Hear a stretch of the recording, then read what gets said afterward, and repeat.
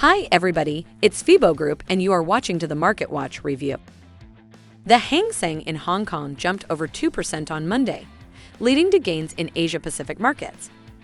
The MSCI broadest index of Asia-Pacific shares, which is not based in Japan, gained 1.8%.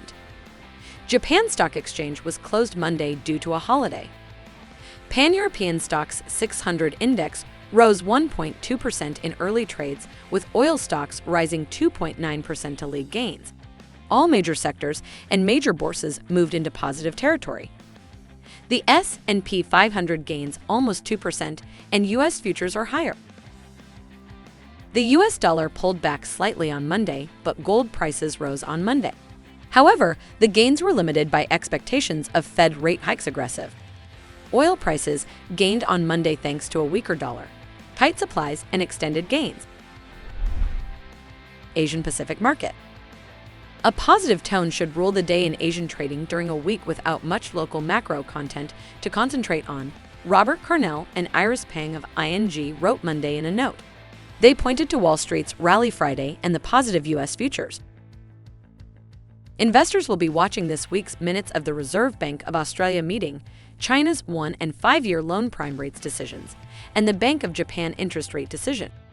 The U.S. dollar has corrected against the Japanese currency yen from its previous week high. The Australian dollar jumped above the support zone at $0.67. Market of Europe. European shares reached 3-week highs Monday following gains in global equities.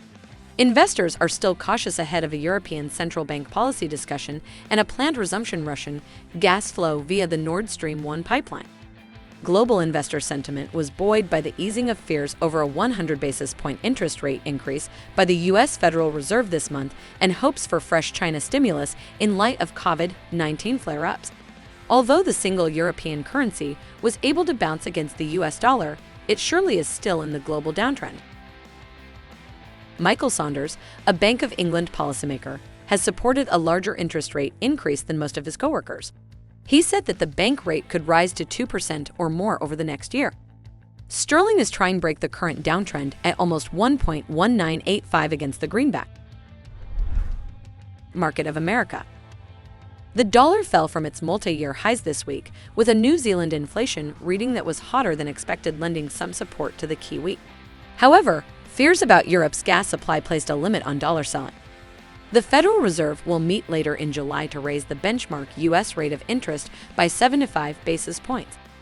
The Canadian dollar is gaining against the greenback and is now at the $1.2935 mark. That's all for me. Closely monitor the news background and be prepared for all the surprises of the market.